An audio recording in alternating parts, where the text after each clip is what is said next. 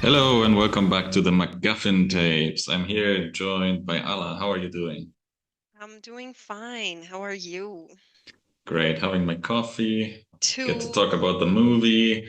Yesterday I went to see the movie. I had the sort of afternoon off, and then I went to the movies, to the cinema, and then I went to training. So I felt like super productive and Wow. podcaster like. Yeah.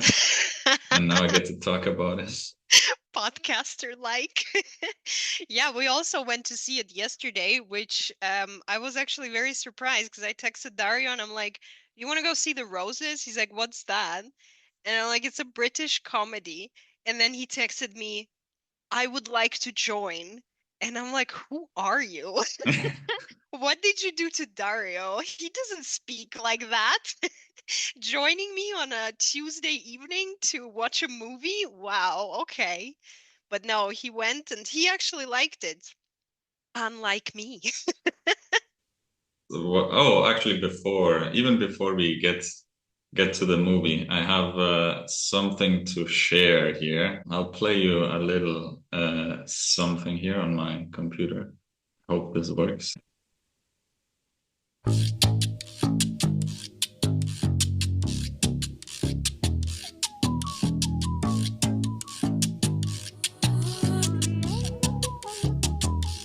Baby, te voy a dar una vuelta por la playita. Te voy a llenar de besitos en la carita. Un día conmigo es lo que tú necesitas. Sonriendo tú te Who is ves más this bonita. Baby, te voy a little dar una vuelta frog? por la Or what is playita. that? So that is That is Bad yeah. Bunny from last time. Yes, exactly. So I my sister told me she listened to the podcast and she was outraged that we didn't know that we Outraged. yes Okay. that we didn't know about Bad Bunny. So actually, I had listened before that to Bad Bunny because I wasn't too familiar with him myself. But yeah, I quite like this album. It's a mix of yeah trap and salsa and different Latin genres. But yeah, there you go. Thank you, sis. Now we are officially cool. Now we know who Bad Bunny is. I consider myself cool not knowing a few things, including stuff like that. Yeah, but now the Latin community can lay off of us. So now we know Bad Bunny, and now we can move on with our lives. Yeah, but what are we here to talk about today? We're here to talk about the Roses, which is a movie. It's a movie, It's a indeed. movie. Yeah, Yeah. you can say that. Uh, it's a comedy, black satirical comedy, romantic movie with Olivia Colman and Benedict Cumberbatch. It's based on a book called, I think, The War of the The War of Roses. the Roses is the book, yes. Yeah. And there was a previous film, or I should say, there was a version of this that was done in '89, which was directed by Danny DeVito and starred Michael Douglas and I forget. Catherine Yeah, Turner. Or thank you. wait, Kathleen, I think. Is it? Kathleen Turner. Yeah, Yeah, you're right, Kathleen sorry. Turner. Yeah, but here to talk about mostly the new one. Before we get into any major spoilers, you already hinted a bit about your. Let's give our opinions about the movie. I think my opinion will form as we talk about it because right now it's very hard for me to say what I thought. Um, but I think all I can put in words right now is it left me very upset. And yeah, I don't know. It was depressing to me to watch. It was not a comedy to me. Okay, well, I mean, I I always was think just like, like. I left the cinema feeling exhausted and down. Mhm. I think having a reaction, an emotional reaction to a movie is always great, whether that's yeah depressing or whatever, or fear or whatever. But if you Yeah, you get would bored, I think. guess I mean, that's it depends on the genre, I guess. If you leave a comedy feeling like shit, then I guess maybe not. yeah. Well, But but yeah, yeah, here that's what we're here to talk about, I guess. yeah. So yeah, I think that's an interesting question. Is this really a comedy, or maybe there's some other elements as well? For me, yeah, I think did I like the movie? Mm, Not particularly. I mean, last time I said we always talk about movies we enjoy and that we recommend. Hmm. Maybe this one, yeah, I would still recommend. It's entertaining. There's some funny gags at the end of the movies. I like the dialogue, the witty, sarcastic British humor. Um, I mean, for larger audiences, I would recommend it. I did get a bit bored at some points, maybe where I think it was getting a bit long, or yeah, I'm still also a bit unsure, like how I feel about this movie and why that is. But Hmm. yeah, I guess we'll get into that. Okay. Well, shall we recap the plot a little bit and just the general basics about the movie? Sure. So yeah, from here on, I guess spoiler Spoilers alert. ahead. Yeah. Um, just give me like a one, two sentence summary. Look, I'm like responsible for the synopsis in the on this podcast. I have my role. I haven't prepared any, but I would say it's a satirical black comedy. It's an American production, I believe solely. Oh no, I'm wrong. United Kingdom plus United States. It's directed by Jay Roach, who we know from films like Dinner for Schmucks, for example, Meet the Parents, Meet the Fockers, Austin Powers. Funnily enough, Mystery Alaska, which is a movie is really dear to my heart. I really love this film. And his previous film is the 2019 Bombshell. I will leave it at that. Um, anyway, it's based on a book by Warren Adler, The War of the Roses. There was, as you said previously, a film based on this book, directed by Danny DeVito in 1989. And this version of it is quite different, I think, from both the previous film and the book. And it stars Benedict Cumberbatch and Olivia Colman that play British expats who live in California. Um, Theo, played by Cumberbatch, is a successful architect, successful until a certain point in the film, and Ivy is or was previously a chef or a chef. She was working in the restaurant business in London, and then when they moved to the US, she was taking care of their children and of the house, and eventually in the film we see how Theo basically gifts her a restaurant, like a local small restaurant that she keeps. And yeah, that's kind of the starting point of the film. The cast is very packed. And what I want to say about it is that I feel like for the fact that it is so packed with a lot of good actors, I feel like it didn't really use that. It's kind of like a lost opportunity in a lot of fronts here. It has both big American actors, like specifically comedy actors like Andy Samberg, Kate McKinnon, who are obviously SNL alumni, and also big British comedy or generally British actors, for example, Shuti Gatwa and Jamie Demetriou, who are both I guess, also comedy actors to a big extent, like a big of their career was in comedy. Um, and I was actually this seeing Shuti Gatwa in the poster and in the cast was a hook for both me and for Dario. And I was really disappointed to see that he had literally like, I don't know, 2 minutes of screen time. and basically no opportunity to shine. I'm just like really disappointed. And actually same goes for Jamie Demetriou, because like he is also he could have a bigger moment there, and it just didn't happen. Mhm. Yeah, I'll leave it Yeah, there for now. I agree with that comment that the supporting cast is maybe not utilized in how do you put it? Yeah, they're not utilized to their full potential, but maybe that's more a fault of the script rather than For the sure. actors. Yeah. Yeah.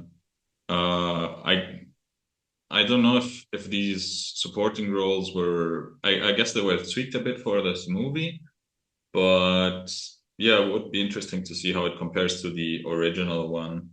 How how big of the supporting roles were then as opposed to now. I can tell you because I did my research and I watched the movie. Wow, I'm impressed. You should be, because it was literally like 2 hours ago. No, but I would say that they're very different. They're so different. I would say they are not the same film at all. They're not even the same story as far as I'm concerned. And there's barely any support in the War of the Roses, unless you count Danny DeVito, who is, I guess, like as far as supporting roles go in this film, is more of a presence than anybody else. It really is kind of like a two role film, like a very heavy action between two characters, and the rest is like rather minor. And in this one, I mean, it depends, but I would say there is a little bit more supporting acting going on. But again, as we said, I feel like script wise, nobody out of the supporting actors is really given the opportunity to even become interesting as a character, because even like the characters of Andy Samberg and Kate McKinnon, who I would say are probably the more prominent supporting characters here, I don't know, like they are still not given enough to shine somehow, to like to become interesting characters in a way. There is a lot of good writing, I feel like. There's a lot of good dialogue, Mhm. and there are a lot of good even just snippets that the characters say, including supporting characters. And it just feels a little bit sad that this is kind of it didn't really go where it could have gone, I feel like. Yeah, yeah, I feel like maybe the supporting characters were added at some point to the script, and I think it's mostly Andy Samberg's and Kate McKinnon characters who play like these. I mean, from my point of view, these annoying Americans, but I guess that's also the point from the movie. They're just played for some to make fun of some American traits from a British perspective, but I didn't feel like they added a lot. I mean, in comparison to what you just told me about the first movie, I think they could have been excluded, I guess, because the center is more on Olivia, on Ivy and Theo. Yeah, also I must say, in the previous film, in the 1989 film, they also do have kids, and they are very episodic characters, so they are very minor. They don't appear a lot. In this film, the kids are kind of more prominent, and to be honest, I don't see why. Because literally, they don't bring anything into the story. Like a lot of it, I mean, okay, it is they are showing the development of the relationship between the parents through their relationship with their children, but it's kind of done at least the way I see it, in a bit of a clumsy way. And also the way that the kids then get sent to some kind of prestigious school slash camp for sports at the age of 13 just seems so far-fetched, and like Why? Like I don't understand. This is like a little bit too how would you like too engineered almost for Yeah, the yeah, story. And I must say I feel the same about them being British, because I would understand if that brought anything to the story. For example, in the sense of we are expats, it's very hard to find your footing in a new country. You may be struggling with some things. You know, if that was the angle of the story, I would understand it. But for me, I always feel a little skeptical when um people, you know, like the action is happening in California in the US, but the characters are British. Why? yeah. There's I no mean, really no that reason I have for it. I have something to say about that in more in a bit, but maybe to finish off this Yeah. idea about yeah, the comparison between the two versions. So I didn't do my homework, but I read a bit about the plot of the '89 movie, Hmm. and yeah, it sounds a bit more of a dramatic take in Oh some yeah. senses, and it's also, yeah, I mean, the roles were a bit different. Like I think in the '89 movie, it's the dad or Theo who was working. I don't know if he worked in finance or something, or was an So the architect. Or, characters' names are also different. In the War of the Roses, it's Oliver and Barbara, in the films. In the book, it's yet again something else, but in the 1989 film, it's Oliver and Barbara, and Oliver was a lawyer, a very successful lawyer, and Barbara was a housewife, essentially. yeah, so more like typical roles for that time. So Yeah. I think what they did in this movie, I actually enjoyed, like a bit of, yeah, more like up to date roles. Yeah, Um, I don't um, know. I was thinking about it, and I kind of thought, yeah, gender dynamics shifted, and now stuff like that can happen or does happen. But so what? Is that the whole point? yeah, I'll get more to that in a second. The because the other thing before we move on to these questions is, I thought you might wanted to drop something about your boy Nchuti Getwa is his last name. Yeah, it's Shruti Gatwa. Nchuti Getwa. Didn't you want to share Oh, anything my about story. your story? Yeah, right. I never shared it here. So, a couple of weeks ago, I went to London specifically to watch Born with Teeth, which is a play that, I mean, it already existed. I know that it once was, there was a production of it in the US, and I was really excited. And I thought, I wish I could see that, because the story is about, I mean, this is gonna like, we're gonna trail off quite a bit, I feel like. So if you don't want to listen to this, if you don't want to listen to about Shakespearean times, you can skip ahead. But I'm gonna indulge in Michael's interest. So again, um, so the play was already staged in the US, and obviously I couldn't see it. So yeah, but it was about kind of a relationship between William Shakespeare and Christopher Marlowe, who are obviously two of the most well-known Elizabethan playwrights. And there is a lot of kind of mystery and drama surrounding these two people. Not only these two, but also, I mean, other playwrights of the time. But this story deals with these two people.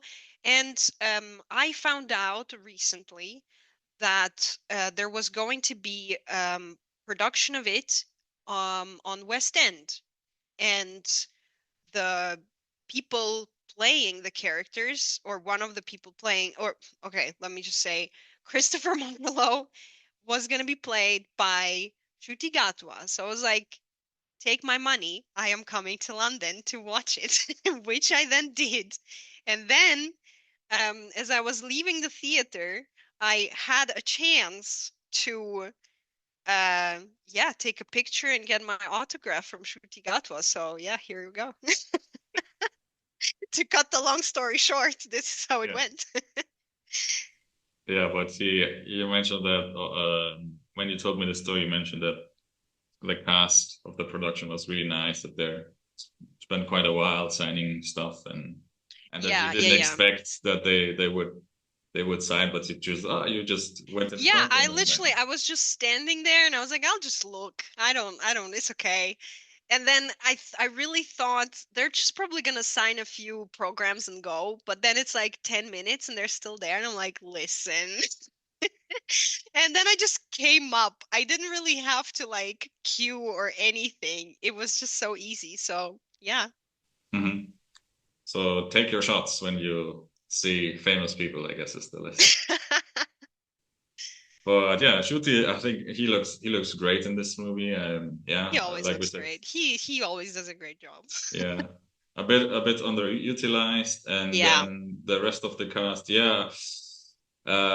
Should we go maybe into the American characters like Kate McKinnon and Andy Samberg a bit because I felt like they were a bit annoying. I mean, aren't they always playing the same characters wherever they are? Sort of, yeah, that's true. They are But kind of like, especially Kate McKinnon. I feel like that's her. yeah, yeah, That's just how she is. And Andy Samberg kind of is the same a little bit. He's like kind of this easygoing, yeah. type of character. Yeah, it's the same vibe that he gives off anywhere. Here I felt he was a bit more sleepy or bored than in other things I've seen him in. More, I know him mostly for Brooklyn Nine-Nine, and here he was a Hmm. bit more, yeah, a bit like bored or tame, if you will. Hmm. Um, but yeah, I think for me, why they are in this movie is mostly for that scene where they go to the shooting range and where I guess the script writer, his name is Tony McNamara. Ah, yeah, Um, yeah, yeah. Hmm. yeah, he gets to make fun of Americans and like their obsession with guns and well, the movie, not just the flavoring. And Tony McNamara thought that this was interesting that he actually also wrote the screenplay for The Favorite and Poor Things. So Hmm. he had, I guess, a bit of a connection with Olivia Colman there. That's actually true, yeah. Well, also, I from what he wrote, the recent were The Favorite, Cruella, Poor Things, and The Roses. And if we compare, I would say this movie, like story-wise, is probably closer to Cruella, but Cruella still had some kind of a like an edge to it. Mm-hmm. And The Roses, I feel like, I don't know. Does it have an edge? Yeah, I mean, it's like there are competent people involved in this movie. Like Yeah, for we sure. talked about the director as well and Tony McNamara, so they know this genre.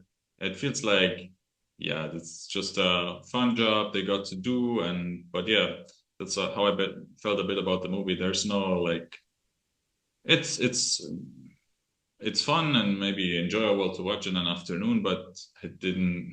I don't know if there is a lot of subtext or discussion points. Maybe we'll find some today. Yeah, going back to Andy Samberg and Kate McKinnon and the scene at the shooting range. Yeah, I think they were just there to make fun of Americans in that scene and the dinner scene at the end. Yeah, I think making fun of Americans with their gun obsessions a bit old news or a bit boring at this point. I don't know. Well, I must say though, as I said, there were a few good lines that these characters delivered. For example, Kate McKinnon, what she says in the end when um Cumberbatch or Theo asks her if she would leave Barry, and she's like, "No, I would never leave Barry." And then she kind of goes into this monologue about why and what she wants and like why she is basically hitting on everybody or like on I feel like both Ivy and Theo at this point. Mm-hmm. But then still she would stay with Barry and she would not leave him. I think that was a pretty cool monologue there. Like that was Yeah. that was an an interesting counterbalance to what we are seeing between Ivy and Theo. And also when Barry talks about, I think Amy is her name, right? And he says, when we were younger, I knew what she was going to say before she said it. Now I don't know what she said after she said it. So I feel like this is also like, this is just talks about the relationships between married people in a very realistic way, and how the things change in during the course of a marriage. Um, and again, counterbalancing the things that are going on between Ivy and Theo. So in that way, it is beneficial to have these characters. This is definitely not something that you see in the 1989 movie, because this just doesn't exist there.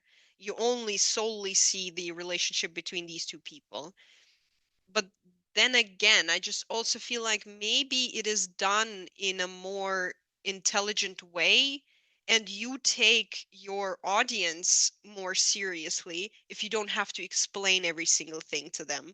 Like, I feel like people, when they go into watching this film, they will probably have preconceived notions about what marriage is. And I don't believe that everybody thinks that marriage is just this beautiful paradise where nothing bad ever happens. People know how marriages can be. Like, we live in the same world. So I just feel like maybe it's okay not to have supporting characters that you show this through. But yeah, it's just still interesting to see how the two films did it differently. Yeah, so maybe here I would push back a little bit. I think they don't show with these two characters, so it's more they're telling. We get Yeah. these information because they're telling us what happened Yeah. or how they interact, and so that's for me why it falls a bit flat or it's not as memorable because they're always doing a monologue. I agree that those are interesting like points and discussion points, but because they're always Andy as well, like a couple of times Andy Samberg's character talks about their relationship, and but because she's just telling, maybe that's why for me I just forget it or don't take it as seriously. Yeah, but just one more thing about the gun scene. I keep going back to. No, You I thought it keep was. going back to it. That just No, I makes me thought to think of Chekhov. I thought it was also funny because when they are at the shooting range, I've never been to a gun shooting range, but because I'm here, I had to go here to the Swiss military. I've had to shoot weapons, and yeah, at the gun range, usually you put your ear protections or whatever they're called in English on before you enter the gun range, and here these characters are clearly don't have them on once they enter. But yeah, that's typical movie logic. Well, I don't even know why, because later in that scene they put them on and they still keep talking. So I don't. Yeah, it's yeah, but Yeah, these are like yeah. movie things. Yeah. That is actually a good point. Um. Yeah. Yeah, but you were starting to get into an interesting point that like what's marriage about, and that it's not always, how did you put it? It's not A always paradise. rose colored. If you, Ha, yeah, Rose.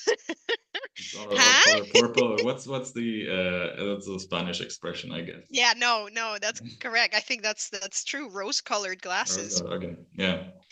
Um, I mean, yeah, and as I said, it's just the two films deal a little differently with the same topic. In the older version of the story, it really is just down to these two characters and the way that they love each other and then hate each other. Just kind of the focus is even more on the way that they resent each other and then possibly then hate each other more so than on the love they had or they have.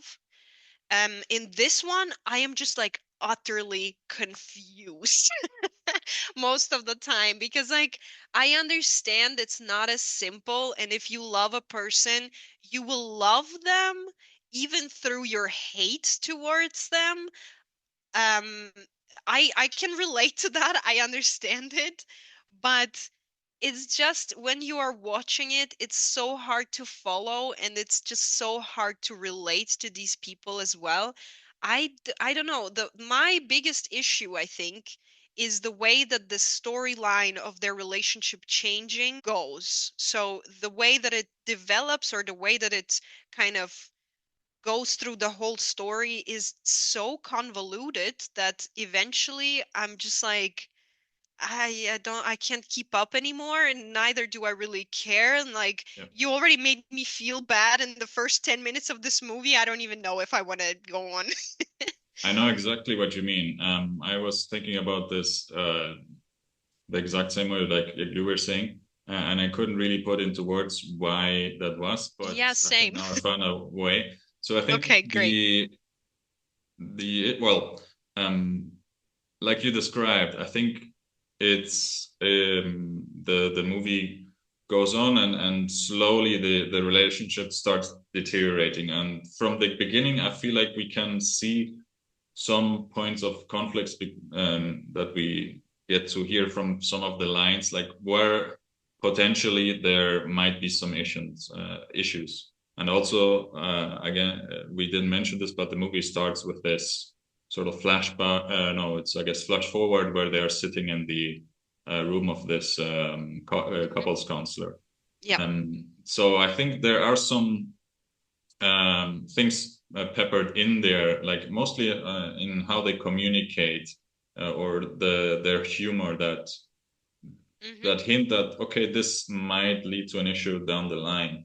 But I agree that it gets confusing, or yeah, what's the word, or can't relate, like you said, because I think the focus is still very much on the plot, on what the issues are, or what's happening, and not so much about their internal yeah, their internal struggles, or that maybe that's not shown as clearly, or we don't dwell on that too much.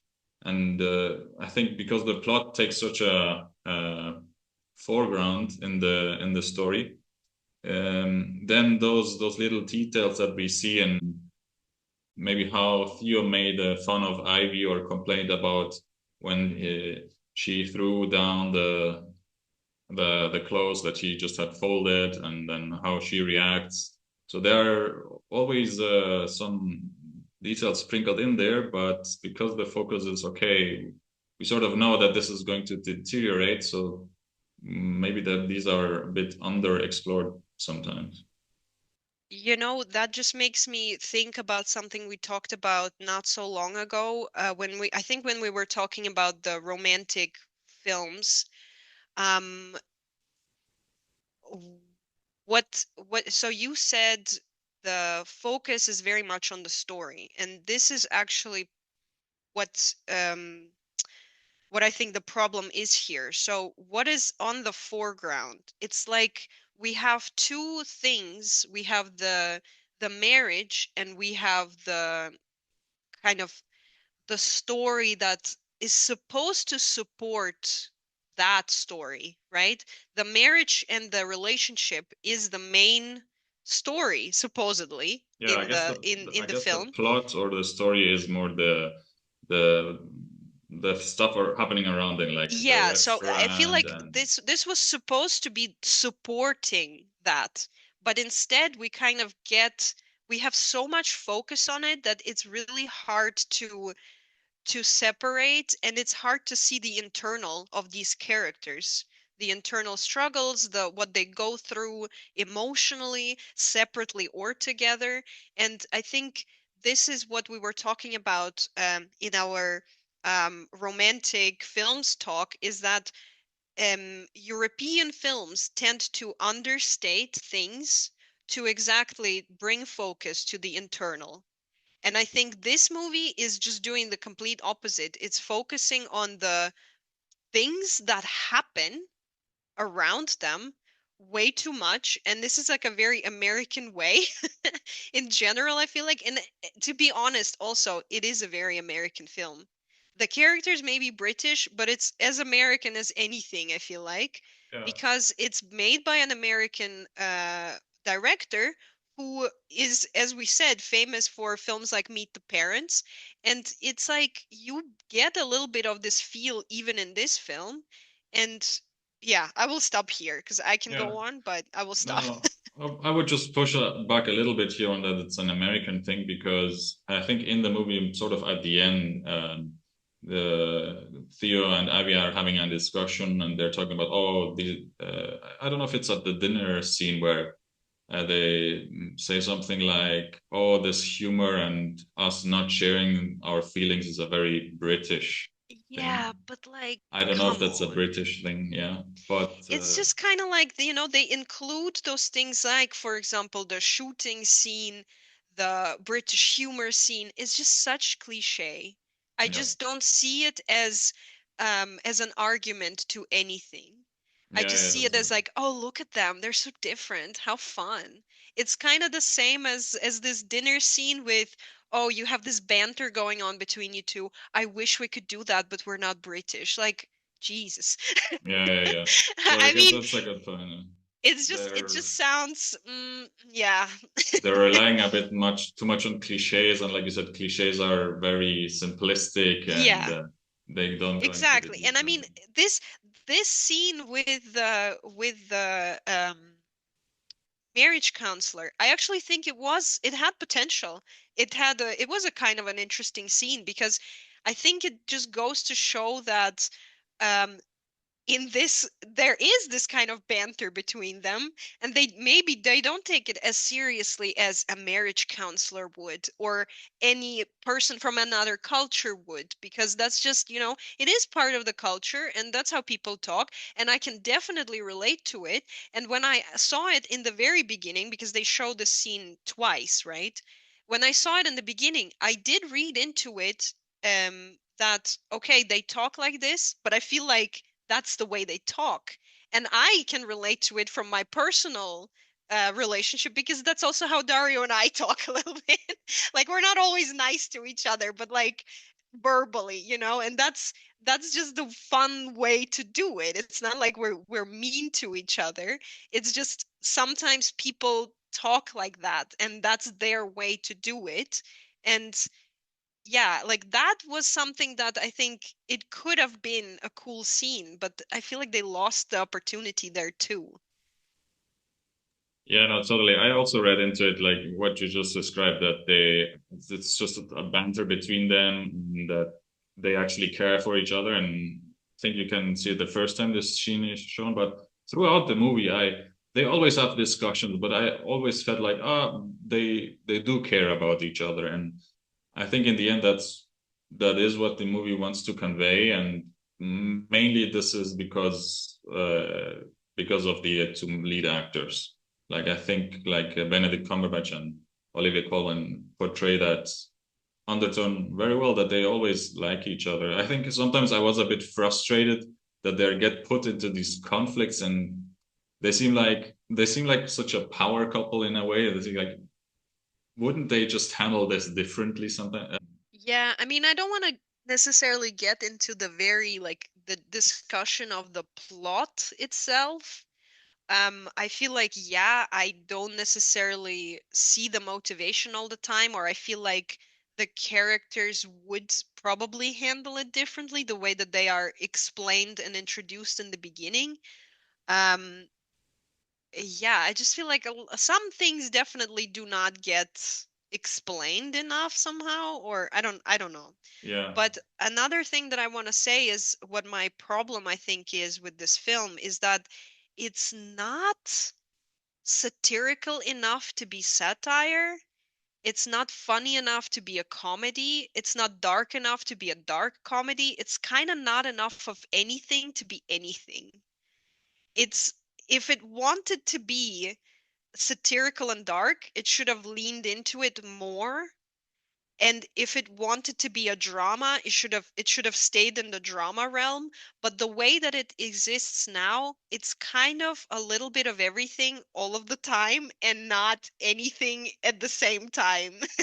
yeah, Like, it's just very hard to see where you stand with this film. And this was my problem because when I was watching it, I was really mostly upset with what was going on. I was not laughing at anything. I mean, okay, if there were like funny scenes, like there were a few funny moments there, I guess, but it's just like the moments and not the story. I'm not laughing at those things. And I just feel like if you really leaned into the absurdity of it, if you wanted to make it satire, you should have done that. Because now it's kind of, I don't know what it was trying to do.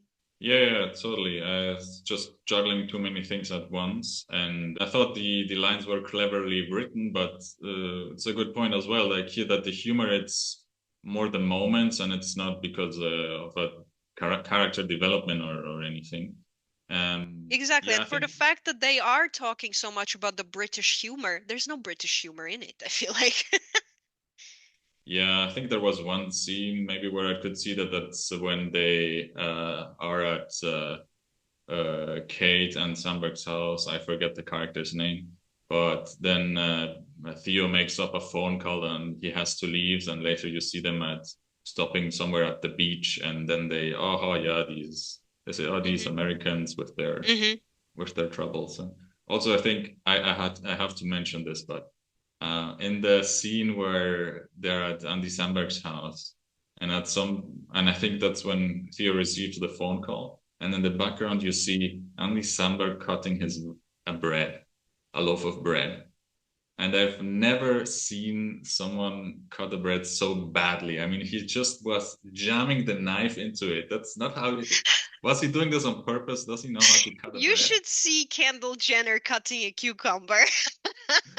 But that's not how you cut a bread. You approach the knife to the bread and then you pull back, and he's just sticking it in there. And then I've Well, never seen. clearly, those people are not relatable people. They don't live in the Yeah. same universe as us. So, not the people that have to cut their own bread. I would give credit to Andy Samberg. I will say that was a character choice. I will give it to Andy Samberg. Just giving the benefit of the doubt. So you were mentioning, yeah, that they were drifting apart a bit during the movie, and that gets hinted at. What I thought it was interesting, I did I dove a bit into the music, Hmm. and I listened, or I just watched one video with a composer of this movie, which who is let me just see, Theodore Shapiro, he calls himself. And I thought it was interesting that he explained that he tried to have some of the songs.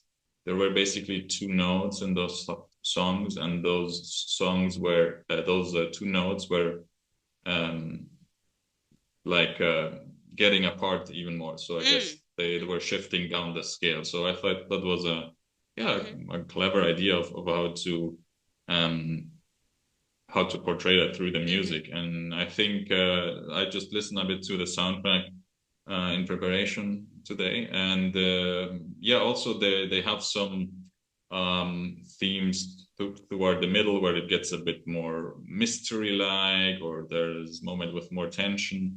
So yeah, they do a bit of a tone shift, but I do feel like the music does a good job of shifting gradually into more serious or dramatic tones. And speaking of tones, I just wanted to add that you said maybe at the end of the movie is where it's more focused, because then in the last confrontation, it's where it gets over the top and it's a bit more laser focused. And I guess that's where they lean more into that absurdity, if you will. Yeah, but even then, I just feel like having seen the 1989 version, it just seems a little lazy and uninventive to me, the way Okay. that it's handled in the Roses. So Because that's what. there is almost kind of, I mean, of course there is build up, but if you compare directly the two films, it's just not that good of a build up to come to this confrontation. And the confrontation itself, yeah, I don't know. I feel like the stakes are not even that high anymore. Yeah, I don't know. that's I don't true. know how to explain it, but it's just I feel like it was rather boring to watch. Mhm. And um they teased this um it's actually funny. I was thinking about it the yesterday or today, that last time we talked about caught stealing, I said I don't usually I'm not bothered by the things being obvious that something is coming in the film. And then today I wanted to complain about it because they teased the thing with the stove quite early in the movie, and you're like, ah, yeah, okay, I see. That's what's gonna happen. Yeah. So it's kind of like you already know what's gonna happen because you told us. You Yeah. told us about the stove. Like, you may not think that it was obvious. It was obvious. It was obvious. We all knew it. And now we know that's just gonna happen. So I Same thing think with the that moss, and the same thing with her allergies. yeah, it's just, I mean, okay, some things like the allergies and even the moss, like it's fine. Those are just the things that are weaved into it, so it makes sense, of course. But the stove, like the centerpiece of it, you don't have to make it so obvious. We will see it, like we will know when we look back. But I don't know, it's just again, I feel like it's just made so lazy. Like I maybe that's the point. I mean, maybe that is kind of how they wanted to make it into, just a film you can watch one day and just forget about it. Sure, Yeah. then it works, I guess. Yeah, I agree also that the high stage had already played out. Like for me, like Yeah, once they had destroyed each other's, like Theo destroyed the reputation of her company, her Kate, no, not catering, but her restaurants, and then yeah. she destroyed his reputation with sending those videos. So I guess the fight feels a bit pointless Yeah, and also at that moment. I feel like there is still no resolution. Like they hug and they love each other again in the end, but do they though? Like we just saw it. Like if you actually believed it, then yeah, the stakes are high. But you don't. Like I didn't. Because okay, this happened before. They were nice to each other and then they still like tried to shoot each other. So it's like you already did that. How do I know you mean it this time? Yeah, I buy into the resolution that, like we said, because mostly because of how Olivia Colman and Benedict Cumberbatch played it. So I always believe that okay, they care for each other. But yeah, I guess that's has to do a bit also with the mood, like how do you get into the Yeah, movie? maybe. I wanted to ask you, comparing the two movies, which one did you like more, like this particular scene? Because I read those are very similar, or I must say, I generally would even recommend the older film. It's quite good. I really enjoyed it. Um, yeah, mhm. that's all I'm gonna And say. then I think you should watch it. yeah, and then the regarding, I thought this was a funny scene and I laughed out loud. Was what did you think of when Theo imprisons Ivy in her room and plays? I can already by your face. He imprisons her in her room and plays the polka music. I thought that was funny. Well, I mean, I don't know. I didn't really. It's Did it? okay. It's Yeah, just one of those scenes, that I thought. that I had to live through, sit through. I Uh, mean, it's fine. I what I liked is they named the AI assistant Hal. I thought that was cool. That was a cool nod. yeah, I think I forgot, but it's a reference to 2001. Yeah. Yeah, Space Odyssey. Yeah, I thought that prank with the polka music was fun. I would do that like to my sisters now. Sorry, love you, sis. I would do But that to my wife. Lock her in a room. it's a creative prank. What else wanted? Oh, so I forgot the music. Yeah, I think this is something that I was thinking about when I was watching the movie. That I don't know if it was intentional, but I think this is the melody is at least for me, it sounded like, do you know the song "Can't Take My Eyes Off From You"? I think it's Gloria. I forget her name. Who made this very famous cover? But is what? How does the song go again? I still have Bad Bunny in my head. Uh, yeah, you're just too good to be true. Can't take my eyes off from you. Da, da, da, da, da, da. And it's basically, I think those chords are used in the movie with some variations. I don't know if that was intentional, but yeah, if you compare that song to some of the songs in the soundtrack of this movie, you can hear the dun, dun, dun, dun, dun. It's basically that chord progression. Okay. Yeah. No, I didn't pay attention. You know, you are the one who pays attention to the music normally. Yeah, I don't know, it's just sounded familiar, and that's why I checked it out. Yeah, but that's Um, interesting. yeah. Maybe also something I would like to. Oh, since we're here we were just talking about the last scene in the house. What did you think of the house, the interior design mostly, or generally the design of the house? I mean, cool house. Yeah, Um, as a person who recently moved, I thought, I hope this doesn't trigger Dario because he is quite bothered by our bare walls. But yeah, it was nice. Nice house. The house in the previous film, it's like a very classical house. This one is a very modern house. yeah, Also the house is still a point of conflict in both films for quite different reasons. Um, and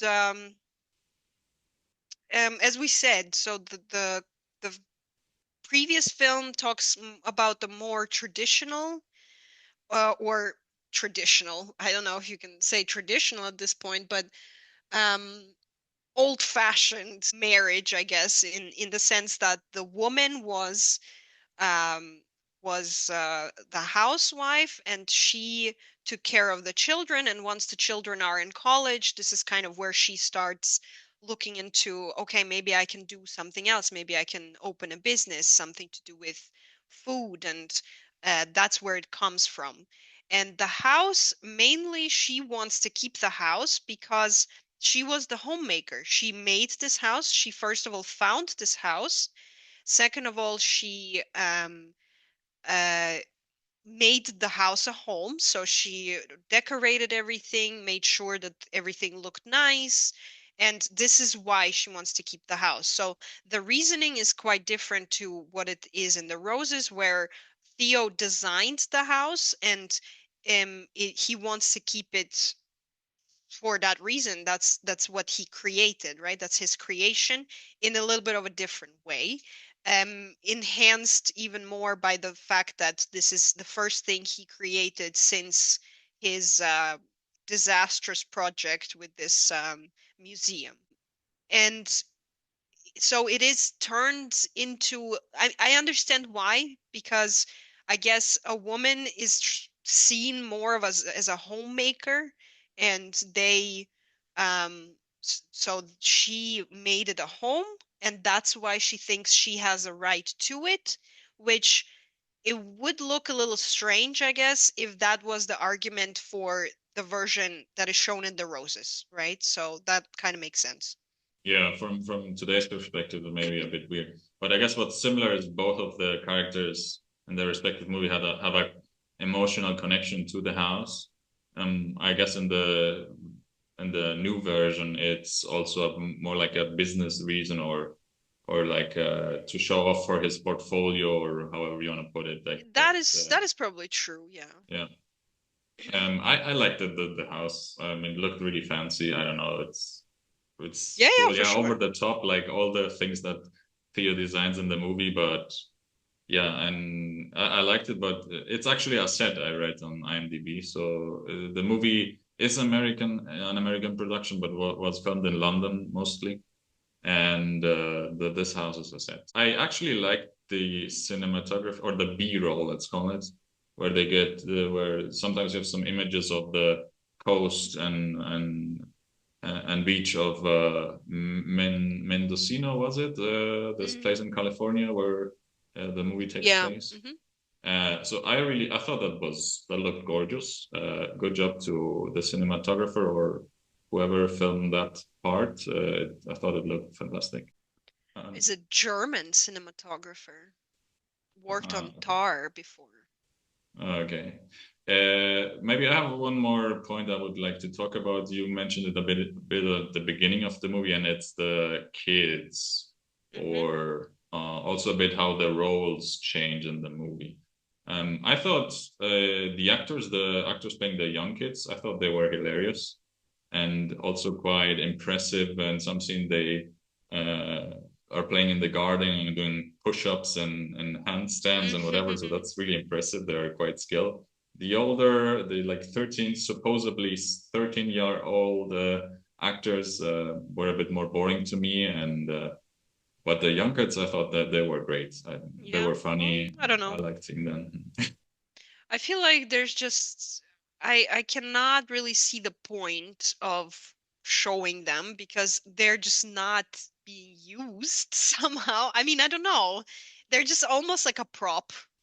Exactly. Yeah. Again, to what we talked about, it's more like a plot Yeah. point or Yeah. MacGuffin. Is it a MacGuffin? I don't know. Huh. This is our specialty, looking for MacGuffins. I don't think so, No. but I think um in the beginning they show that she is feeding them a lot of sugar, and this is the problem that is like the starting point, of them going apart in this situation. So this is a point of conflict for Ivy and Theo. Okay, I can see it. What I cannot see is why would he be such an athletics freak? um this seemed a little bit, again, a little bit too engineered for me. Yeah. Engineered to drive the story to a point where they are such accomplished athletes. Look at them, they're going to move across the country to live in some prestigious sports school at the age of 13. Yeah. Okay. Again, yeah, I think this we could have explored this a bit better. It plays a bit into the stereotype or cliche that I don't know, he's a very organized and perfectionist man. And what do we call these sort of people these days? Like what does the internet call these people? Like these hustlers, or I don't know, these productivity freaks, or at least a lot of YouTube that I consume, you can see sort of these stereotypes. But yeah, again, it's a bit of a stereotype, and it's not really fleshed out. Same goes for Ivy's character. I mean, she's a cook, and I think that with the sugar feeding them, I don't know if that sounds a bit strange. Like as a cook, you would probably know something a bit about nutrition, so it Yeah. it plays into the Good conflict aspect, point. Good but point. really, yeah. Yeah, it plays into the conflict aspect and not so much on what Yeah. yeah. And Well, I also mean, look, in the original, or not in the original, but in the 89 version, there is the same kind of storyline. But I feel like it is shown so much more elegantly in the sense that she does feed them sugar.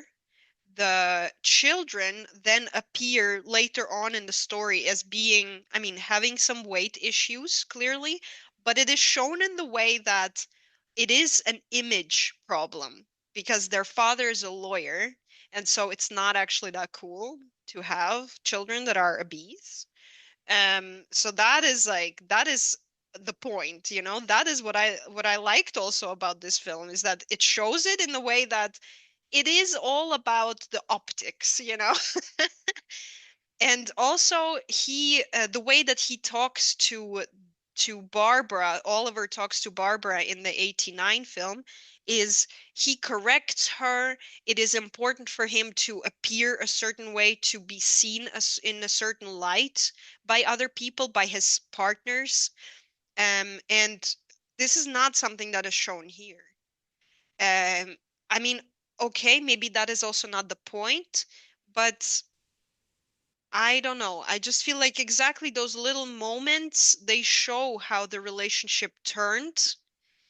And it's not always about grand gestures and crazy things going on. It's also about small things that accumulate and create resentment between two people. Yeah.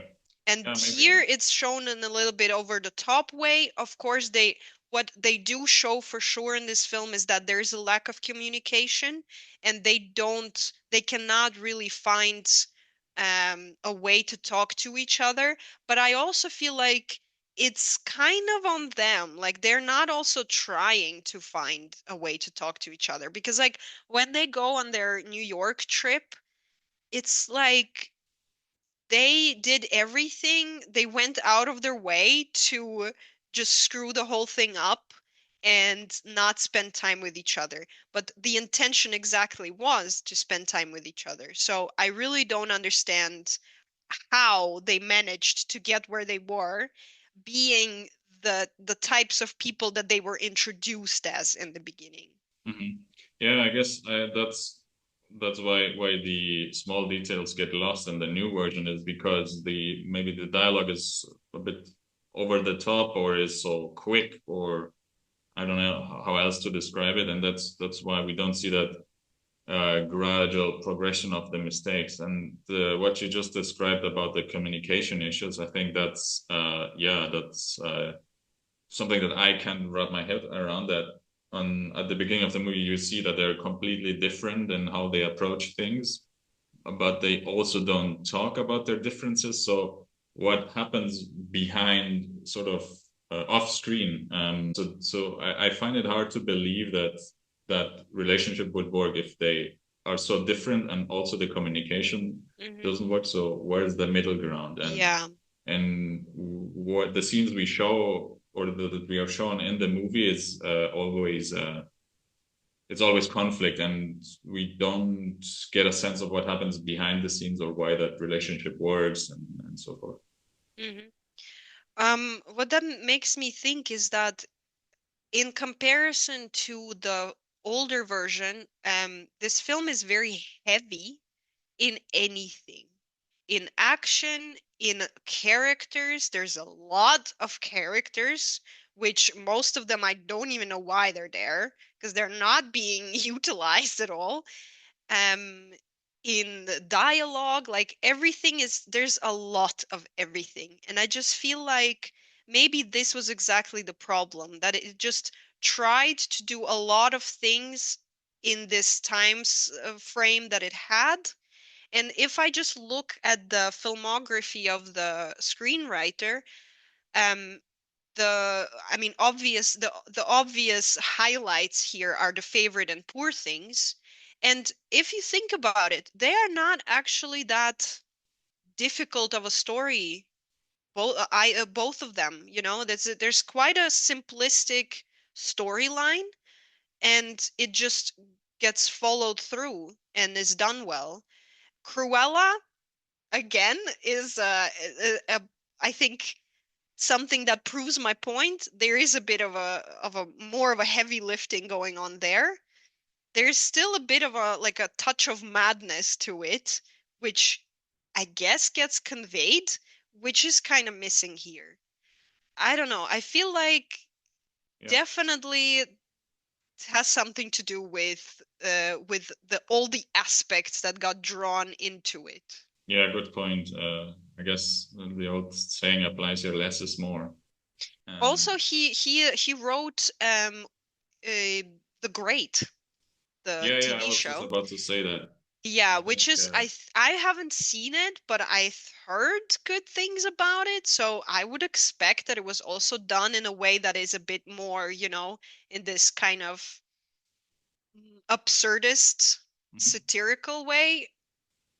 Yeah, from that show I hear it also has great dialogues and Hmm. which you can see in this movie as well. Yeah. But I think the great and the favorite and poor things that you mentioned, Hmm. like I said, those movies are more focused and there are less characters and maybe like production wise, why this movie has these issues is because it's adapted from a book, or there was a previous movie as well, and then they had to like sort of bring it up to date, so like modernize it in some ways, and then also the fact that the main characters are British and that it was filmed in England, so maybe all those things contributed to that this feels a bit that it's juggling too many things at once. Anything else I want to say? I like the fact that the roles are reversed, as like mother father roles. I think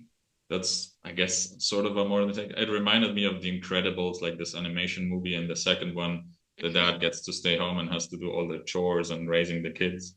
I think that's, I don't know, I like that, but maybe it's a bit too simple. Here What I don't think I like understand. about this is that I feel like the partner who is doing stuff at home kind of does. I mean, I can't say always or if it's justified, but I feel like there is an aspect to it that you feel like you are doing more than your other partner, and you're also not having any fun while doing it because your partner is out and about, they are achieving things, and they may meet other people, and there's some networking going on. There's like life that your partner is living through their work.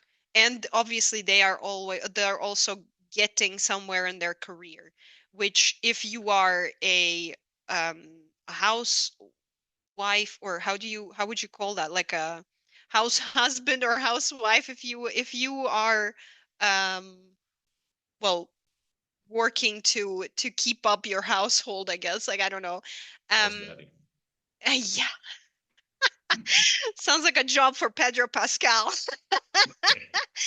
Anyway, I feel like you, first of all, your efforts don't get as seen, and you just don't get enough credit for doing them. So it makes sense to me that Theo would harbor resentment towards her. I mean, he even admits he is jealous, he envies her for her success, and he envies her that she can, well, do all those other things that are work adjacent, like the networking and the getting some awards or getting invited to things or getting photo shoots with magazines. Those are just the things that she has to now do for her work. And yeah, I think that was a nice aspect to it that I think it's good that they included that. And for once, a man had to complain about it. Yeah. I like the reversal. Maybe what you said, I also felt sometimes it's a little bit too extreme, like too black and white. Like you said, oh, I put so much effort and you don't recognize it. So I found it a bit hard to believe in, like from today's perspective, that those roles are so separated that neither Ivy, when she's working, has never time for the kids, and vice versa. So that those worlds are so separated. I find that a bit hard to believe. I don't say it's not possible, but at least here from Switzerland, what I hear, people who have kids, that usually, because you have home office nowadays and so forth, that usually you do share some uh, like tasks or activities and raising your kids. So I'm not saying it's not possible, but maybe a bit. To me, it sounded a bit unbelievable. Or yeah, Hmm. not so realistic. I just also, it just made me think about two films, A Marriage Story by Noah Baumbach and Kramer versus Kramer, Yeah, because I feel like nothing shows where a marriage could get better than these two films. yeah, And I think, I don't know, maybe that was not the point. Maybe that was not the point of this film. But if it was, it just didn't get there. yeah. I guess like it's a bit what I mentioned at the beginning, that what's the purpose of this movie, a bit Yeah. that we're trying to find here, and that's what we are usually looking for in a movie. And here I guess it's Yeah, not so there I anymore. just think if it was a play on a genre, if it was some kind of a spin on marriage gone wrong, first of all, and second of all, a spin on a satirical dark comedy, both were unsuccessful, is my take on it. Yeah, but funny that you mention Marriage Story because I was thinking of Marriage Story when they have this meeting with the lawyers, and I almost thought Hmm. that in this in the Roses, the lawyer is played by, let Alice me and just, Jenny. Alison Janney, yeah, and she reminded me. I thought that she also played the lawyer in Marriage Story, but it's Laura Dern who plays Ah, yeah. the lawyer in Marriage Story. But it made me think of that movie, some like But how also like strange or Alice something. and Jenny, such a powerhouse and is there for like 30 seconds. Come on. Yeah. I mean, impactful 30 seconds, but still, it's just like you just went with only aces into this game. And if you only have aces in the game, you will lose the game. I Mhm. feel like it's just like that's not how you play. So I don't know. It's just it doesn't make sense to me. This Yeah. again, the cast that they have there and to use it like they did is just sad. Mhm. But yeah, so I can also recommend Kramer versus Kramer, great movie, love that one, and Story also great. And you said you would recommend the original one. I haven't Yeah. seen it. Hmm. Any closing thoughts? Mm, no, I don't know. I guess I watch it and see for yourself, or maybe don't. I don't Yeah. know. Watch the old one instead. I thought what intrigued me about this movie when we saw the trailer because we went to the movie to see something else, and what intrigued me is Olivia Colman and Benedict Cumberbatch. So I wouldn't put them together. I wouldn't have I wouldn't have matched them. But for me, Ah. they worked, or at least what I can see, what they shared is a similar type of humor. So in that aspect, they worked as a couple. Hmm. Overall, did they work as a couple? I don't know, but I I think agree. they were fine for me in this movie. I mean, as a couple, maybe less so, but individually, yeah, they were still good. Yeah. Yeah. I don't know. Really, I agree with you. It's when I when I saw it, I also thought, yeah, are they? I don't know. But it's just it's hard to say because they're such good actors. It's like they can do whatever they want. They can Yeah. pull off anything at this point. I loved Olivia Colman getting hit in the face with the orange, but apparently that was just a sponge, but nevertheless quite funny. Okay, yeah, so these are our thoughts on the roses. Let us know what Watch you or thought of the movie. don't. Watch or maybe don't, or watch the other movies. Let us know what you think about the other movies as well. And yeah, thanks for listening and bees. Is that a new outro? I love it. Yes. Not the Okay. Bye. bee. Bye.